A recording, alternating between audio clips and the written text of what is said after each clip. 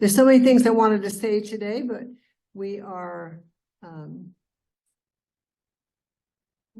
just see here.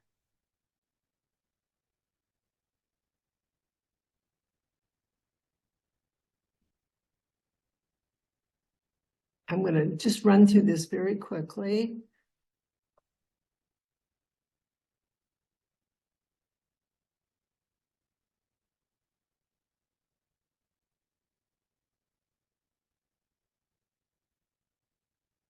Okay.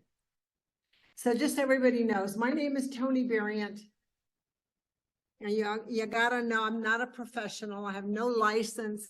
I'm not an audiologist. I'm not a hearing aid dispenser. I've been in this business for 30 years. I've been an employee of the Hearing Loss Association in Washington, D.C. I've gone to every convention they've had. And so I've learned a lot. I am also a person with a hearing loss. I have a cochlear implant and I have a hearing aid. And I've had those for over 30 years. Hi, Bob Rennie. Good to see you. So, say about that. The value of this is that I'm not selling anything. And I'm not recommending anything. Oh, I've got it. I'm not selling anything or recommending anything. We have a disclaimer.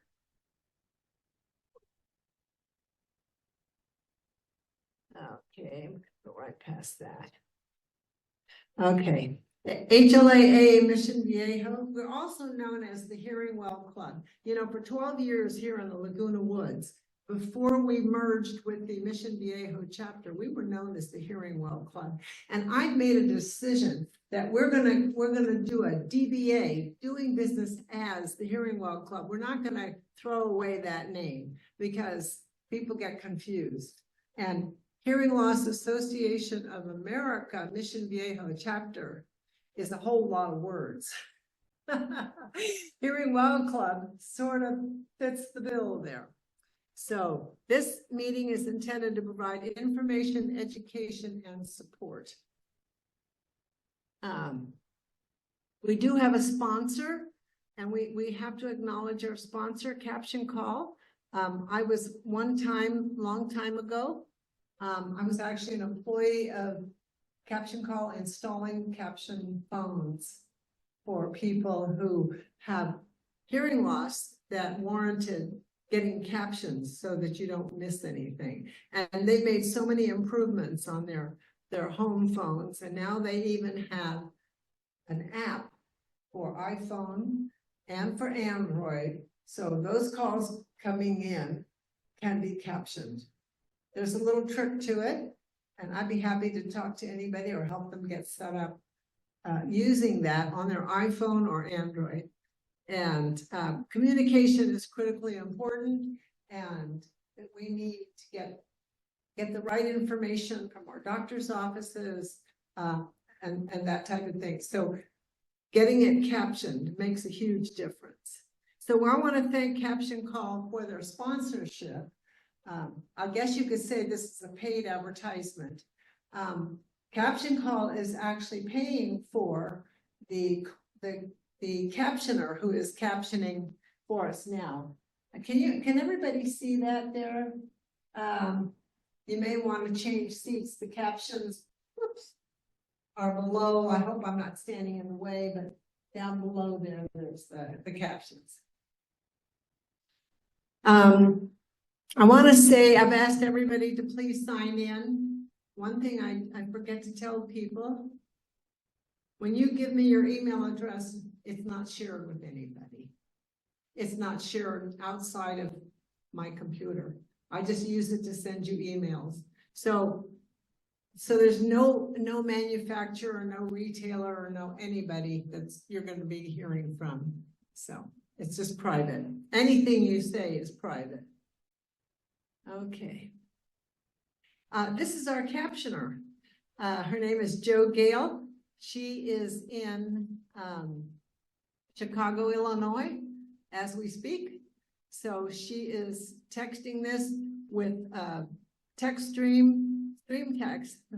If you look at the agenda you got, you could actually use the QR code, your camera on your smartphone, and it will give you a link that you tap on, and it'll immediately go to this page, and you can have captions sitting right there in front of you. Okay. And I'm really frustrated half the time because I really want to spend time explaining all this a little bit more. But we have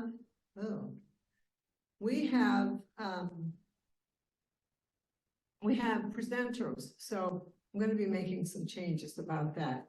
So this, we have a hearing loop in this room.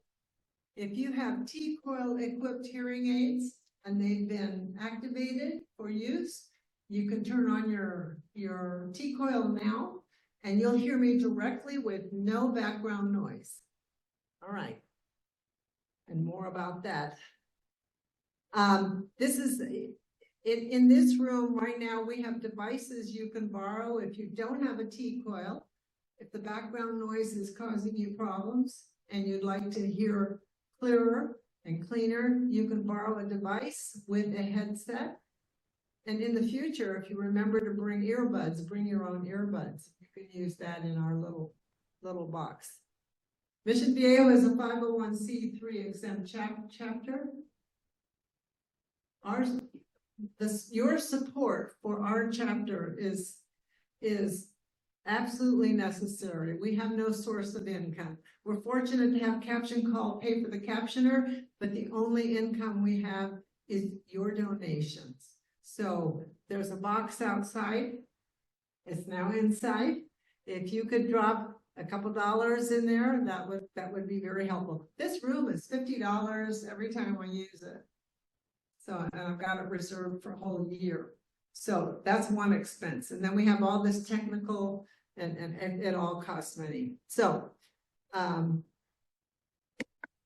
the president. You can reach me at tony@hlaamd.org, or you can call me, and my phone number is on a lot of that literature. I have cards over there, so help yourself to that. And okay, with that, okay. So I'm kind of going off the grid, so to speak, to say that I'm really frustrated right now. I'm not doing very well with these hybrid meetings. I'm going to think long and hard. I may discontinue the Zoom part of the meetings, and I may wind up just maybe recording them like I used to. Before the pandemic, we used to have all the way to 80 people. And occasionally we had over 100 people. That was before the pandemic. That was really as the pandemic was happening. Our last meeting, we had at least 80 people. And so I'm really disappointed. I'm really glad you're all here. Thank you for being here. But I'd like to fill this room. In Laguna Woods, the average age, according to the marketing and the social services department, the age is 75.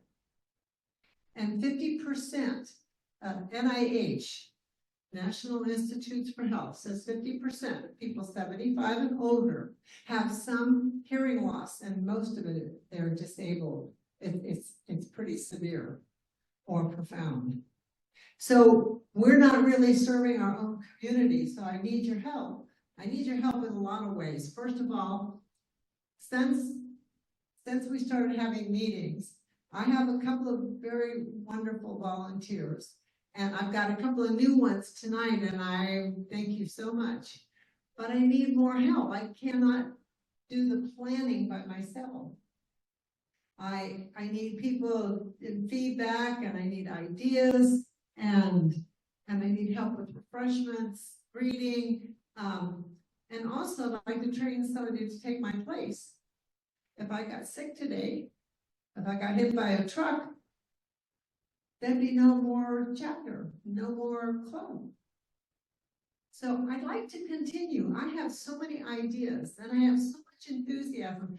today is just a bit of a downer day because I'm having all this technical issues. But I'm going to be changing the format. I'm going to make this experience for people in this room more personal. For example, I'm going to keep this story really short, and next month I'll expand on it.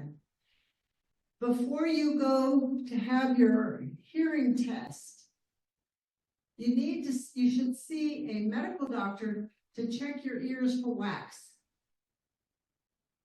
Last weekend, my mother lives in San Diego. I went down there and everybody's telling me she can't hear anything. She's got her wonderful hearing aids in there. The app on the smartphone says everything's a go. Batteries are good, volume's up, everyth's fine, but she couldn't hear me. So I said, she's got wax in her ears. And so I wound up taking her to urgent care. We were there for 4 hours. They flushed out the wax, huge pieces of wax. And then we ran down the street to the audiologist to have her Oticon hearing aids cleaned. Bingo, back to life. So if you have a hearing test and you even just have a little bit of wax, it's going to throw that test way off. And the hearing aid dispenser or an audiologist can't do that much to get it out. So you should really see a medical doctor and have them examine it and say, oh yeah, you got a chunk of wax in there. And they can lavage it out with some warm water and some deep rocks. So don't go does anybody have an appointment to get their hearing checked coming up? Anybody have anything on the calendar? I'm just going to suggest, I want to suggest that every time you go to the doctor, ask them to, and they take your blood pressure, would you check my ears to see if I've got any wax in there? Yeah.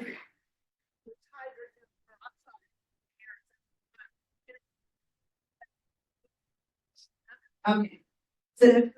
The Zoom people can't hear you, so I'm going to repeat this. And yes, so that's what I do. I have a little dropper. I put some hydrogen peroxide in the dropper and I lean over. I only have to worry about this ear having wax. I hear nothing in here. This is a cochlear implant. So it can fill up with wax, and not a good thing, but I really need to clean it out from here. And I do this every time I get in the shower. I put a couple of drops in there and I hop on my foot and I just, let it, and it starts to sizzle. You can hear it sizzle. That's because I'm softening up. And then when I get in the shower, I just get the shower head and I get my ear in there and I flush it out. So I just keep it off. Can you come up here because? Well, I was going to ask you if Q-tips to dry out is that good? Because I should. Q-tips are going to push the wax further in. There's a danger of that. On the outside, that's not a big problem. The wax is on the outside. That's really a problem because it's overgrowing. So definitely you can use the Q-tip on the outside, but don't go inside. It's not recommended. Oh, to dry out the wax. I don't. I just use a towel and, So anyway, that's a personal, it's a personal tip, and we're going to have lots of those. So starting with the next meeting, I've already been taking questions and I've got answers, and I'm going to be talking about how you can thrive even though you have hearing loss. So look forward to our April meeting. Let's see, what is that going to be? April the 8th, okay? April the 8th. Get rid of that. All right, now I'm going to bring up our presenter, Ken, and you all have the, normally I have this.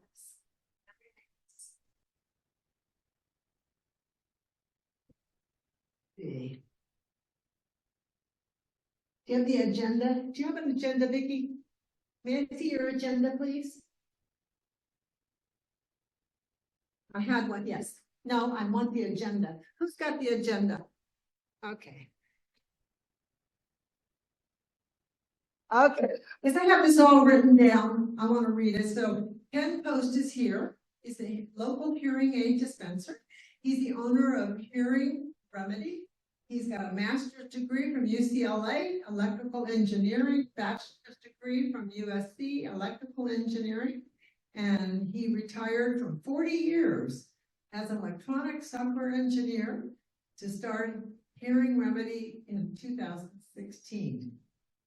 So he uses his analytical mind and extensive knowledge of physics and technology to solve his patients' hearing challenges. His favorite part about helping people hear better is when he hears patients say, "You've changed my life." Boy, boy. You know, I have a lot of people say that after attending these meetings on a regular basis, that the information they get changes their life. So I suggest you keep on coming. Okay, Ken, come on up here. Please be careful of the cords. Let me get your presentation up here. Uh-oh.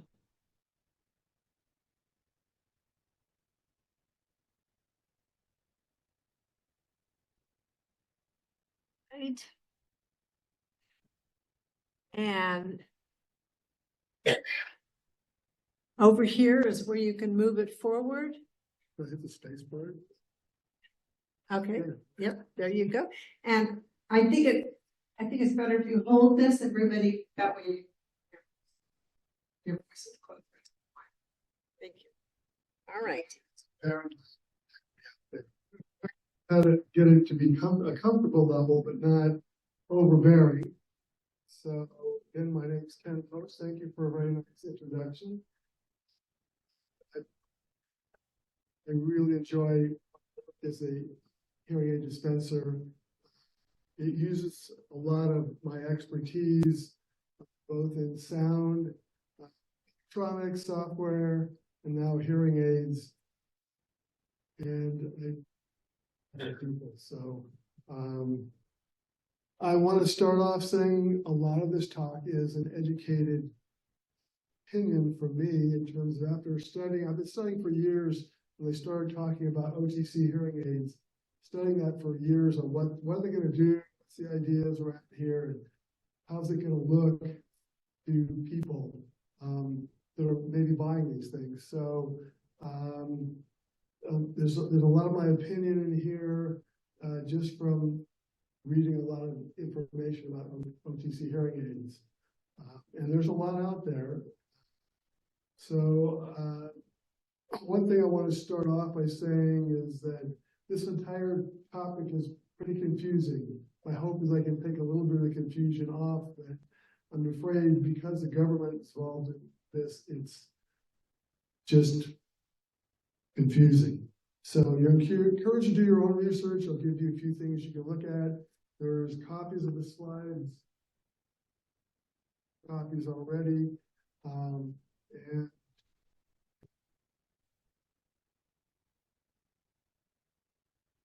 slide. So I tried to make this, come up with my own little thing, what I call levels. The higher the level, the more sophisticated the parts are inside the hearing aids to help you hear better. So I have I said 3 levels of hearing aids. There's 4 on the chart. That's because the first level, if you go online and look, they'll make these sound like they're hearing aids. They're not supposed to. FDA says they can't, but they do it anyway. They're personal sound amplifier products. And I call this level -1 because they're defined by the FDA as only being intended for people that you'd never believe if you saw the ads they put out there.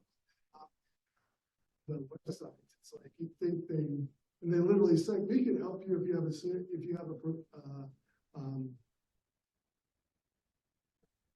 hearing loss. It's like, we can do everything, but they're actually not hearing aids. The cost $2,500 to $300.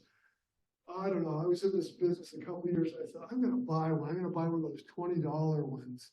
And I bought them, and they were like huge. They're like twice as big as your ear.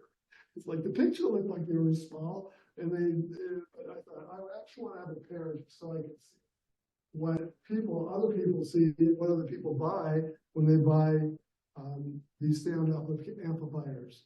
The interesting thing I find about the ad, let's say hearing aids, we help blah, blah, blah, blah, blah. And then somewhere down at the bottom, they say, this is a sound amplifier. It's like, what are you? Okay, so they're trying to tack on to being hearing aids because they can charge you a lot more money if it sounds like they're hearing aids, but they're very cheap amplifiers.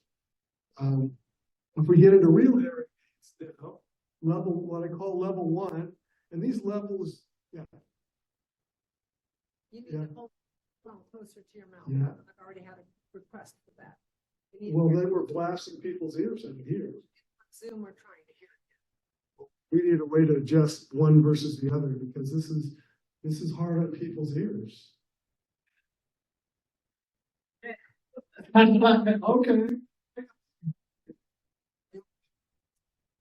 Yeah, it just bothers me hearing feedback. That's okay. Okay, so level 1. The people now here, Zoom now, I hope. Level 1 is defined by the Food and Drug Administration as preset-based OTC over-the-counter hearing aids. The cost between $200 to $300. This is the lower level. There's 2 levels of the OTC hearing aids.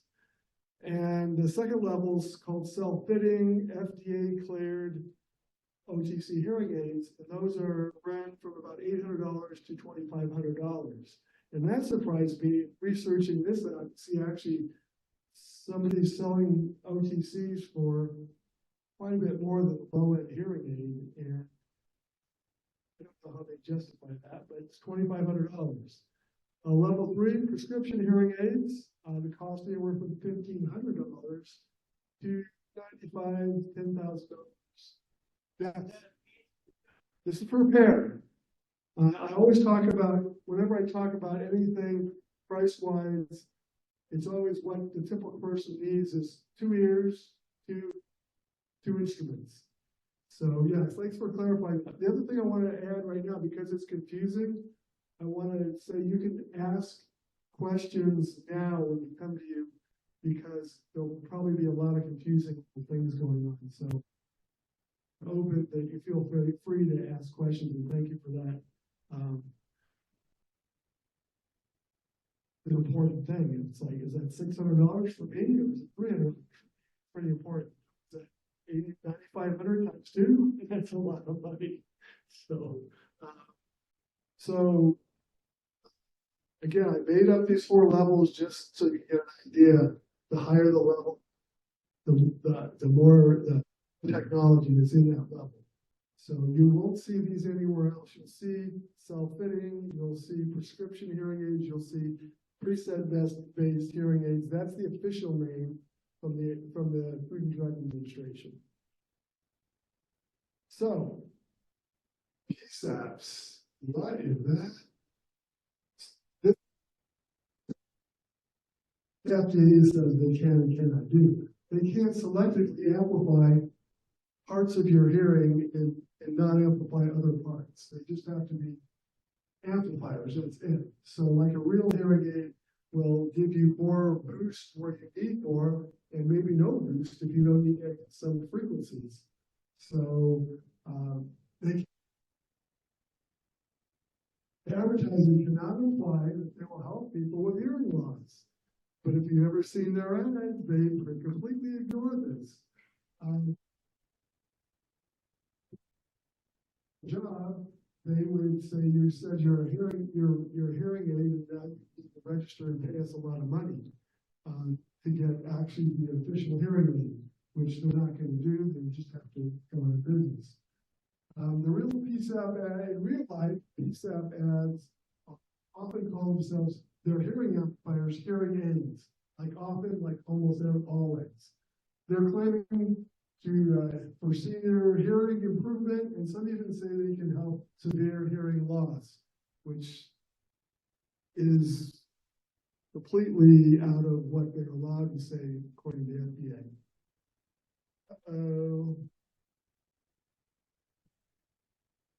I hit another key beside the space bar. So a little bit of background on the OTC hearing.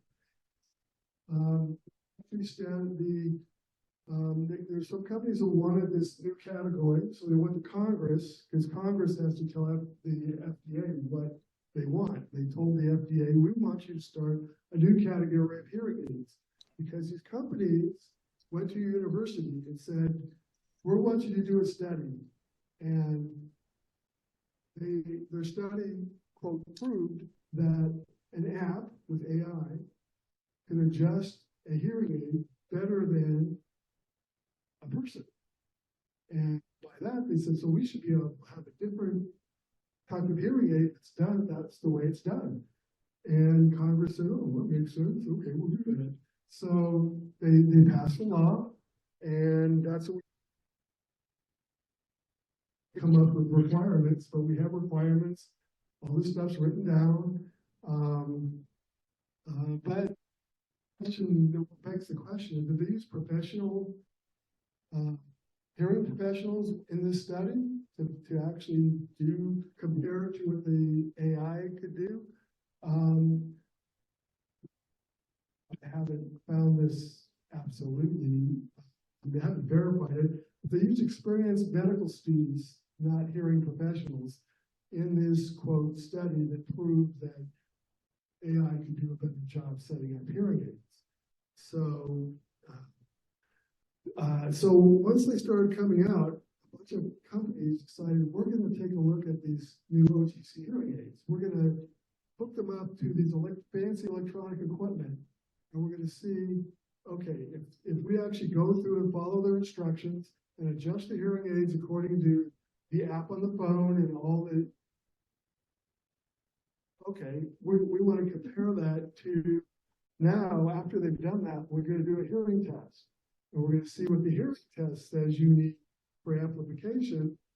And all of the studies I've seen so far show it's not very good compared to what you need from an actual calibrated hearing test versus what their fancy AI stuff does is not that good. Yeah, I imagine for some people it's better than nothing. You get something, you don't have to talk to anybody. You can go online, you get this thing, you plug it in your ears, you fiddle around with it enough, and you might get something that works for you. But it's not going to be nearly as good as having a professional do it. Okay, so who, according to the FDA, are these hearing aids for? Literally, according to the FDA, people with self-perceived mild and moderate hearing loss. So what does that mean? I mean, if there's no hearing test, as a hearing professional, I can make sense of these words if I have a test in front of me and I see a calibrated test graph of your hearing. I can make sense of that. But this is just, oh, self-perceived. What is that? What do those words mean at all? I thought they cleverly picked some words that basically everybody can think, I've got a hearing loss. I'm having trouble hearing in this super noisy restaurant. I must have a hearing loss where I can hear almost everywhere else but this place. Anyway, so we ended up again with two types. Preset OTC hearing aids have less requirements from the manufacturer. So you have to put these out and be called, from the FDA standpoint, preset-based OTC. It's a documented things that they have to do be able to do with the hearing aid, but they only have to say that they meet those requirements. they don't have to prove to the FDA that they do. They just say, okay, I meet all these things. Can I be a preset-based OTC? And they say you can, and you can now. They do have requirements of what has to be put on the box. And your requirement is, according to the FDA, they document exactly what has to be put on the box.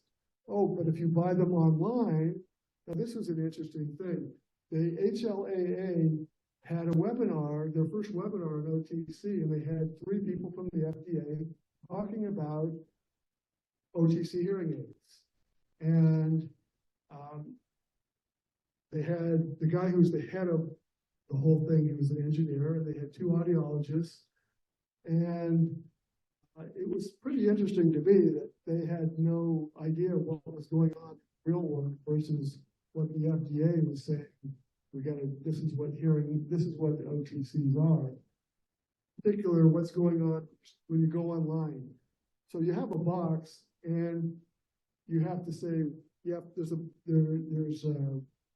questions they're supposed to ask. There's some questions as to whether you should go see a doctor first, because your hearing all of a sudden dropped last month and you can barely hear now, but the month before you were hearing fine. Your hearing left to right, or my hearing varies. An hour ago I heard great. Today, right now, I don't hear so good. There's certain things you need to talk to a doctor about, and those are supposed to be in the box. And they're supposed to be available for you to see before you purchase the device. Well, the real world is when you go on these big online places to buy hearing aids, or to look at the OTC hearing aids, if they even show the box, the little print is so tiny you can't read it, and there's nowhere in their ad that tells you any of the information that the FDA has required that you're supposed to know before you buy these. So, and this surprised me when I was researching this particular talk, is that I looked at all of them I could find that were true FDA OTC, and none of them had any of these questions at all on them. So that I found it really surprising. Now the level 2 is a higher technology. It's called self-fitting, and there's a higher requirements from the FDA. They have this 510K form they have to submit, and basically showing that, yeah, we do all this stuff. So there's more, it's more involved, it's more expensive to get this self-fitting OTC emblem, which they call FDA cleared. So they cost between $800 to $2,500 for a pair. This time I put pair on the slide here. I listened to another webinar on OTC about what's the difference between the presets and preset based and self-fitting, and basically from the reality of what's happening with them, if there's 7 or less presets, it's called the level 1 preset based. If there's 8 or more presets, then they're allowed to be called the self-fitting hearing aids. A lot of times you're just going on an app, it's asking you a bunch of questions, you answer the questions, and magically it's set up for you. There's no real figuring out what your hearing is. Some of them make some kind of uncalibrated attempt to figure out what your hearing's doing, but that's kind of where this level 2 is. The interesting thing I found is that you can find a pretty decent pair of hearing aids professionally adjusted to you, to each ear independently, for a less price than their higher end OTCs. The only advantage you have is you don't have to talk to anybody. You can just, in your privacy, you can just go online and buy these and pray that they don't mess up your hearing. Set them up. So to compare 8 selectable settings to a prescription hearing aid. I looked at this for one brand. There's about 280 areas in the software that we use to set up your hearing aids. And each of those, there's a bunch of other options. I counted 14,000 possible adjustments for professionally set up hearing aid versus 8 selectable for a self-fitting. There could be a lot more. It says 8 or more. So, but there's a lot more options. There's a lot more ability to customize a prescription hearing aid to your hearing loss. So how does the consumer know the difference between level 1, 2, and 3? This is real world stuff. This is like, what happens when you go online and you're looking at these things and you see 100 things that look like they're hearing aids. They say they're hearing aids, and then a little further down they say, no, I'm just a hearing amplifier. But they make it look like they're an OTC, and sometimes they say they're OTC hearing aids and they're not. Just so they could charge $300 for a $30 thing they sold before OTCs were around. So I looked up I tried to figure out what's level 1, which ones, when I'm looking at this website, which ones are level 1 hearing aids, the preset based OTC. And couldn't tell the difference between a PSAP and I spent a lot of time trying to find out what's the difference. How would I know? I'm on the side. I'm more educated now. How do I know this is actually, I'm getting a real FDA OTC hearing aid? And I couldn't for the life of me do that. Now there's a website, and I have that on a slide further up, where you can actually go and see which manufacturers have gone through the FDA and put in their hearing aid, and they're allowed to be true OTC hearing aids. But there's a problem. Almost all the level 1 that I could find that were in that area, they all have different different seller names than the manufacturer name. They don't match. So when you go and look up on the FDA, I wanted to actually provide a list for you guys so you could see, people could see, oh, these ones are true. Well, you can't match up the manufacturer versus the seller. They're different names. I couldn't find any way to distinguish them. For the level 2, I could, but for just some of those. So in reality, when we're talking about people looking at OTC hearing aids, I don't see how anyone can figure out what level it is they're buying. Okay, I want a real hearing aid. How do I choose between level 1, level 2, and level 3, which is a prescription hearing aid? Yeah. Something just stopped. Yeah.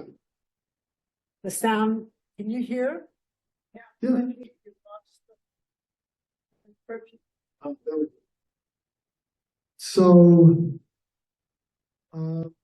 So I've been researching this for years, and before they even had level 1, level 2, and we had the prescription ones, and it was pretty obvious what you get over a PSAP and why you buy one versus the other. Now, when you start looking at level 1, these 3 different levels of FDA hearing aids, I found nothing written on how to decide whether to do 1, 2, or 3. So that was kind of found as a lost cause. I thought for someone very technical who had lots of time on their hands, they could go buy a pair of these. They could fiddle around with them, and hopefully they could. If they didn't, they could send them back, and then maybe get another pair, and finally maybe find a pair of these OTC hearing aids that would work for them. But you better make sure that you can get your money back, extend them back, because that's a big issue. I'll get a little more into that in a second. But so what happened if you buy one? what's the whole process here? I bought an OTC hearing aid. It came, it got delivered to my door. Now what? How do people that who have hearing aids, they know they're fit. They fit their ear properly and fit inside their ear canal. Who does that with OTC? Well, that's what you have to do if you're buying that. And so making them comfortable, making the right fitting, the right size parts there, it's all on you. It's a do-it-yourself deal, and you're on your own. So someone like that's why I mentioned someone who's very technical, tech savvy, they might want to fiddle with this. It's really something that it's going to be too much for most people. And there's no calibrated hearing test involved. The settings that you or your phone picks for your hearing aid, they have nothing to do with your hearing loss. Often they just ask you a bunch of questions, and they just magically set up your hearing aid to however you answer the questions. And what that really does to your means to your hearing loss, and it may not relate to it all. So it's just some kind of magic AI that does this for you. One of the what I call the ugly parts of this is that you could end up with amplification that actually damages your hearing, because one of the things that happens, there's a public. The FDA comes up with these rules, then they get put out to the public, mainly audiologists and hearing aid people, that, okay, what do you think of these rules? And one common thing from a lot of audiologists said, this is too much power for this kind of hearing aid. You could be damaging people's ears. And the FDA decided to ignore that. So they left the power up pretty high so that it's possible to actually get these hearing aids that are doing more damage than they are helping. Okay, now we're going to get into the real world of OTC, which I kind of mixed in as we're going here, but the mild to moderate hearing self-perceived, as I already mentioned, it's just the words don't really mean much. There's a set of questions, and you can answer yes to all of them if you even have normal hearing. Today also is earwax. You may be having trouble with earwax and have perfect hearing, and it's just earwax that you need to get removed. There's nobody checking that. So you're going to buy some hearing aids and waste a bunch of time, and it's going to turn out you still can't hear good because the wax is not letting this extra sound that you're doing with the hearing aid. First thing a hearing aid professional does, they look in your ears, they see if you got earwax, because nothing is going to help you. Nothing is going to do the right job if the sound can't get to your eardrum, because there's a chunk of wax this long. And I know that because I've been through that myself I had a friend who said, you got to get your hearing checked. Something's going on. It's like, okay, I believe this guy. He's a good friend. And I went to get my hearing checked, and the hearing professional says, I can't even give you a test. You've got tons of wax in there. And I saw what came out when they did that, and there's big chunks. And I couldn't believe how well I could hear after that. It was amazing. So having something that doesn't even require checking to see if you got earwax, that before you're trying to hang these things on your ears, make them work, that's pretty ridiculous in my mind. So one of them, you think a very simple requirement would be to have the required information on the box that says what's your return policy, and yeah, you only can find that online. It's kind of ridiculous. Like I said, I intended to provide a list. I couldn't do the list. Some of the self-fitting you can find. I'm going to show you that this is the website, and it's in the handouts that you can go to. This is actually for any website, any FDA registered medical device will be on this website. but you have to have the product code that tells you, oh, with these 3 letters, this is a plant preset-based OTC hearing aid. And I'll give you the entire list of what is officially an OTC preset-based. And they broke it out into wireless and non-wireless and preset-based, and there's only a wireless for the self-fitting. So, but want to check it out yourself, you will go through that list and go, and open up, Amazon or whatever, and go, I don't see anything that matches here. So it's kind of funny, silly, but so the other thing, another biggie that you see hearing aids is that the FDA decided, well, we've left this to the states to give people consumer protections. And fortunately in California, the law was passed to give you some protection because people were spending $8,000-10,000 on hearing aids. This is, 20 years ago. And if it didn't work, oh, well, you bought it. It's too bad. I adjusted it. And you wouldn't get your money back. It doesn't work for you, and you spent a lot of money, and it didn't work. And so the legislature in California decided that's not fair. So if it's not working for you, and after originally it was 30 days, now it's 45, you can get your money back. And it was a mandate. To me, only fair. I think it was a very fair law for if you're spending a lot of money, or even a minimum amount of money, it's not working for you, you should be able to get your money back. So when the FDA created OTC hearing aids, they decided not only are we not going to let the state make that decision on what kind of protections you have, we're going to override everything that any of the states have done and say nobody can. We're defining this thing. Nobody can have any consumer protections for these hearing aids.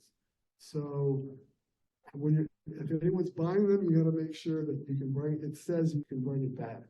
And even that can be tricky.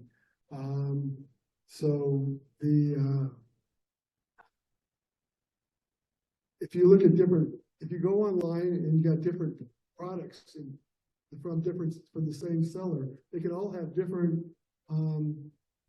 return policies. You got to go there and look at that and say, can I return this thing if it doesn't work for me? Some of them are great. 15 to 30 days, not working for you, you can return this. Other ones say, unless it's in the original unopened box, you can't return it. Well, that's going to be pretty tough to try on a hearing aid and keep it in the original unopened box. So here's one in particular. I went on this site, I did a screenshot of this. So, ooh, free return, pretty cool. Okay, I clicked on it and return this site for any reason, new and unused condition, no shipping charge. Well, how can you try it out? It's like, this is not going to be $1,100, and they don't have to return your money if it doesn't work for you. If you try it, if you don't try it, they're going to return your money. If you try it, you can't. So you really got to be careful on who you're buying it from. Besides, this, by the way, is a self-fitting OTC hearing aid. Not in the list of hearing aids because Sony doesn't actually manufacture this. This is manufactured by Signia, which is a major brand of hearing aid. And then Sony's got their name on there. They're the ones that have the publication where the manufacturers, they're not used to that. They sell them, Signia sells to the hearing aid professionals and then that up. So Bose tried this. They made the hearing aids. They had the first OTC hearing aids. They had them out for about a year, and they decided they didn't like dealing with the public. Said, okay, we're going to find someone else to sell our hearing aids. We'll just make them. All the manufacturers are basically doing it. They have someone else having the public interface. And that's why it's so hard to tell between when you go on the FTC site to see which ones are what. So Ken, you don't seem to like LTC hearing aids. Do you sell them? The answer there is yes. I like to help people any way I can. I like to be able to help people that you want to buy them, but you get them home, you start reading it or whatever, and you can't figure out what to do. You can buy them from me. We sell the Sony CRE C10, the CRE E10, and the Sennheiser All Day Clear hearing aid, self-fitting. So return policy, if they don't work, you get your money back. So you can just buy them and then take them home, use your phone app, see if you can get them to work for you. If that doesn't work, I will help get them fit physically to your ear and go through the app with you and get them, see if they can get them to work. Why did I pick Sony in particular? Because they're made by Signia. It used to be called Siemens. And the Sony's, it's basically kind of a dumbed down version of a hearing aid they already make. So, and then it's made to do some kind of interaction with your app and come up with some kind of settings. But the CRE C10 is an in-the-ear hearing aid, very, very tiny, very discreet. I like them for that. And the CRE E10 looks like earbuds. So neither of them look like standard hearing aids. I also sell the Sennheiser All Day Clear. This is the one I probably like the most because they look like normal hearing aids and they have the same kind of process. You can buy them, try to fit them yourself. If it doesn't work, I can actually do an adjustment on them, like I would do a prescription hearing aid. I can actually go in with my computer and tweak them and customize them to your hearing loss. So there's also a fee involved with that, but that's why I like them, because they can be adjusted by someone if someone can't get them set up. So that's the end of my discussion. Any questions? The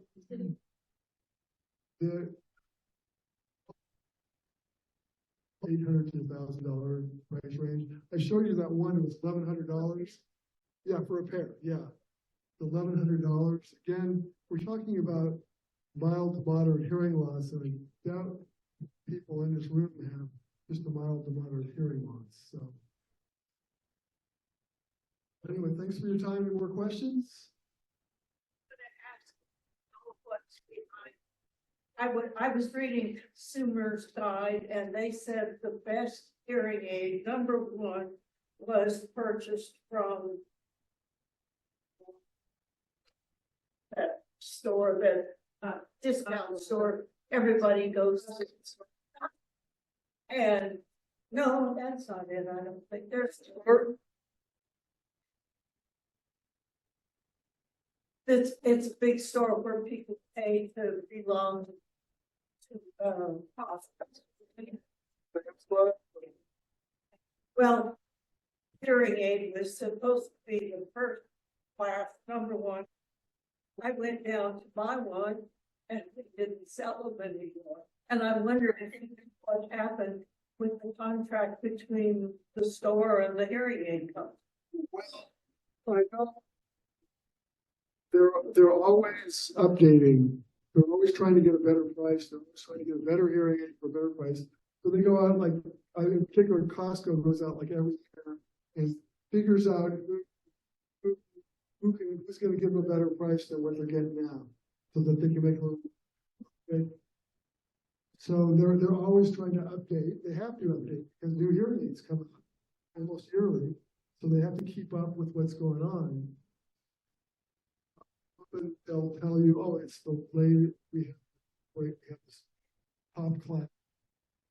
And well, it's great. It was great 2 years ago, but there's a new one now, so they get it for a lesser price, and they can give you a better price on it. Still some excellent hearing aids. The people setting them up it's more hit or miss. Who you're talking to that are actually customizing it for your hearing loss. But, we do kind of the same things that they do. We get older hearing aids from manufacturers, gets the same prices as Costco. But it's not today's top of the line. It was the top of the line from a couple of years ago. So we try to be competitive in our pricing, but the top of the line, the current top of the line is always in a pretty big price range.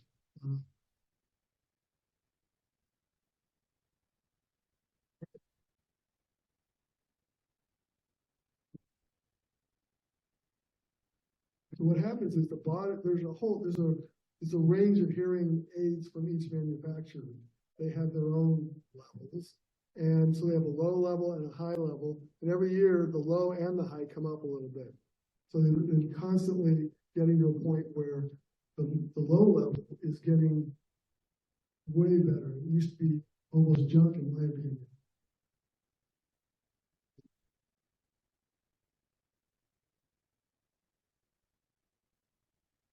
Difference in these hearing aids that you're buying that are prescription, as you get higher and higher levels, you can hear conversation and more noise. So if you don't go anywhere noise, you don't need that top level because you're not going to the places where they're going to be stressed the most. And everybody who wears hearing aids knows as the noise level gets up, that's when you struggle with following the conversation. So, any more questions? Yeah. Yes, this is Marianne. You're cutting out a lot because we can't hear you on the microphone, and Okay. of course I'm on Zoom, so I didn't get your phone number or your email that was on the board. I think it was on the board. Can you tell us what it is slowly? Right here on the screen. It doesn't show on Zoom. It doesn't show on Zoom. Okay. So you can see any of the presentation on Zoom? I could see your presentation and I heard some of the things you said. Sometimes you cut out, but I wanted to know, is your phone number 949-340-8438? That it is, yes. Okay, so then it's Ken at, what's the email? Remedy.com. Here. Okay. Thanks. So, Tony, did you send the slides to people?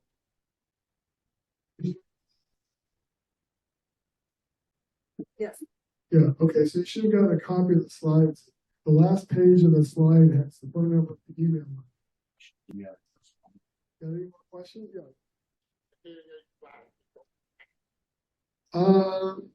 There's some, again, that are actually made by hearing aid companies. I would imagine they're going to last as long as regular hearing aid, which is 4 to 8 years. It depends on how well you care of things. Sometimes I'll get someone with a hearing aid that's 10 years old. It looks like it's brand new. And sometimes it's a year old. They go, what happened to this thing? Gee. So yeah, if you handle them nicely, don't get them wet, stuff like that. They'll let it 4 to 8 years. Yeah. I have found the less expensive hearing aids to be helpful for me when I do sports and I sweat.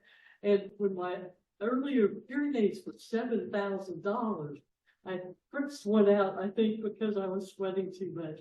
So I do think this is a big plus for some people to try some sort of hearing amplifier, because $7,000 is a pretty big impediment. Now, I got my latest hearing aids from Costco, one of them for like $1,500. So I'm not so worried about that, but I think there's definitely a need. But it's very interesting to hear from you that the FDA has made recommendations and approvals that we're not seeing reflected on Amazon, where I got my thing. So I think this has been very helpful. And that there is a time, even if you have an expensive hearing aid, sometimes you don't want to wear that in certain settings where you might lose it and damage it. Yeah, that's very true. She's saying that sometimes if you're doing things like sports activities, you don't really want to be wearing a hearing aid. You don't want to wear a hearing aid over your ear here and do cartwheels because they're probably not going to stay in your ears. So it could be helpful, especially some of the hearing aids. If you sweat, if your hair comes right along this edge here and you sweat right down onto the hearing aid, it will sweat into the microphones and it's like they shut off.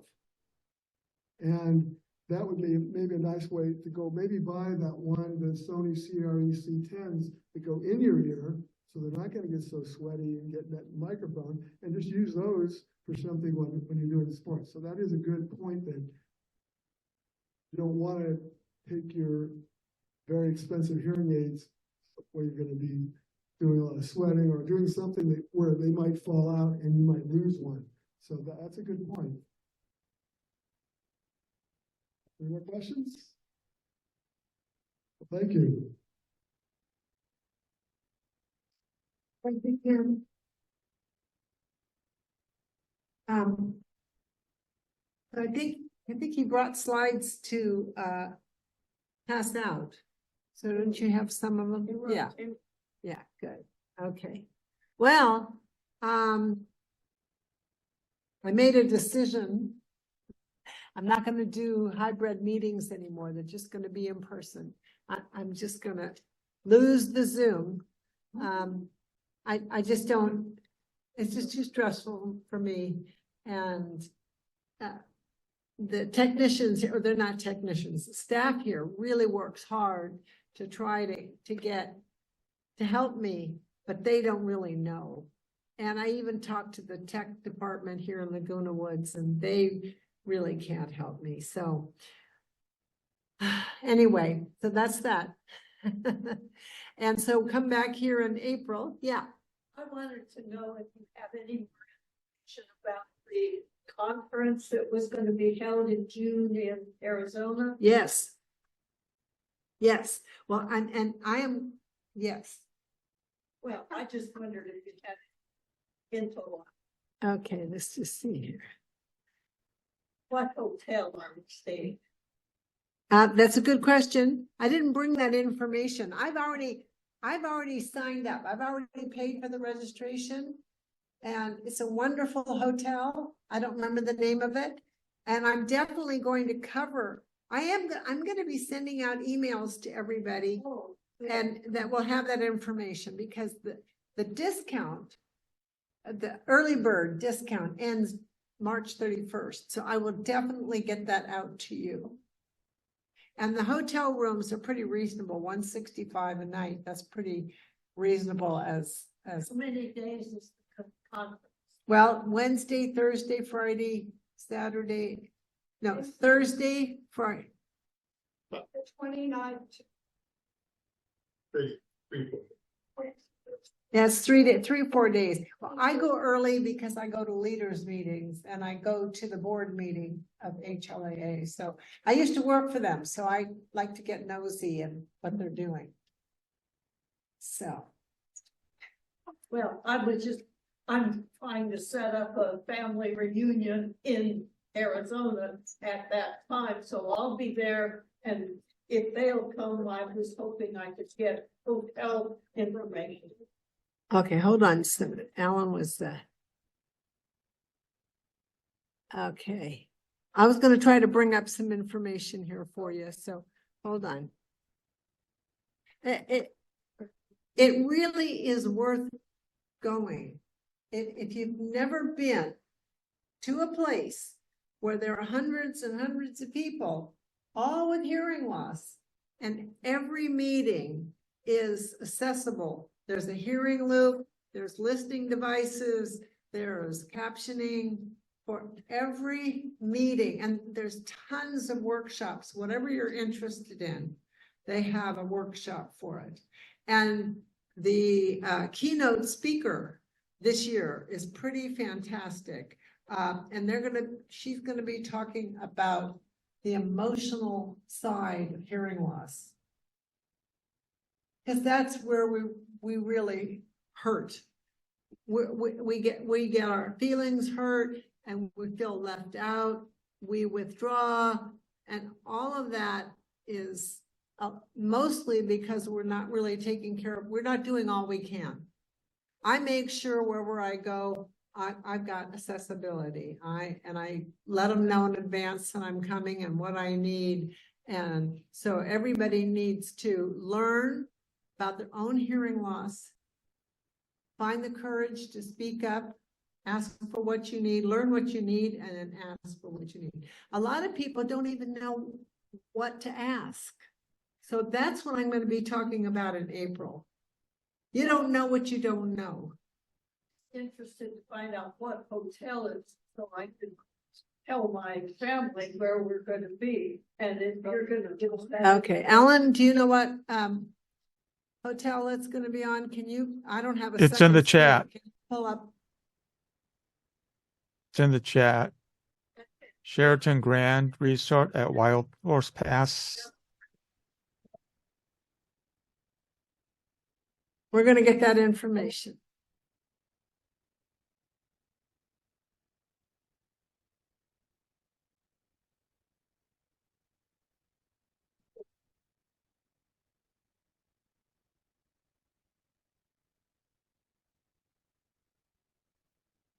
It's in the chat, Tony.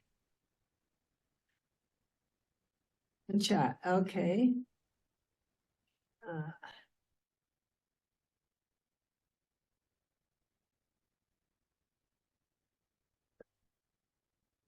Scroll down. The Sheraton Grand Resort, Wild Horse Pass. Yeah. Nice. It's nice. Okay, let me see if I can pull this up. I'm going to pull this up for you.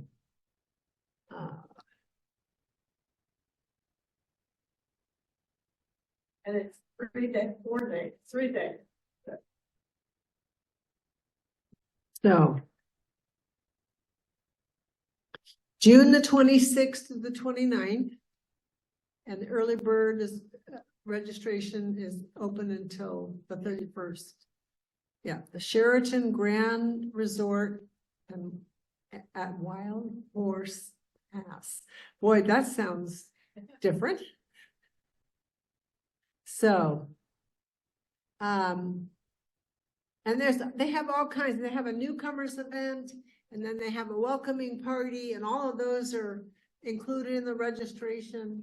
The keynote speaker is included in the registration, and so they plan to have fun for everybody.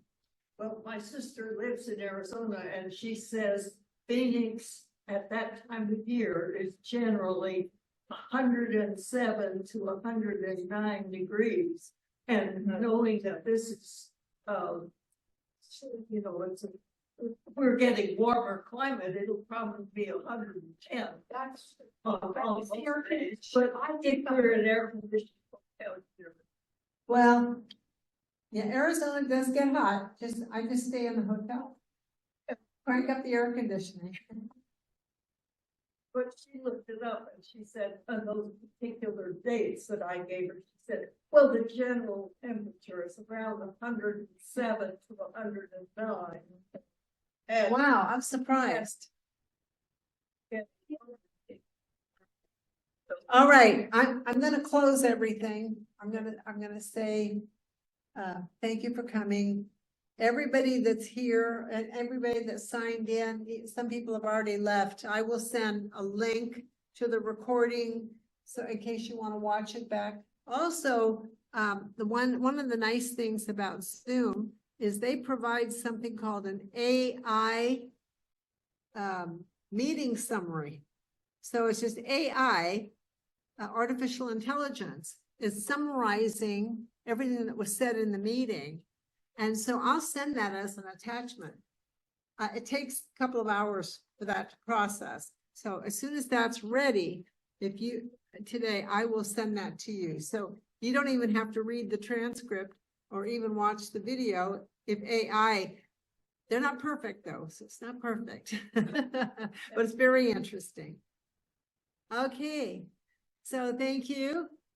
Thank you for coming and hope to see you next month on the 11th, Monday, the 11th. Alan, thank you for helping hosting on the Zoom side. I want to thank Vicki here and I'm my volunteer, Alan and Fred and Daniel and Natalie, helpers in the room. Thank you very much. Okay, have a great week, everybody.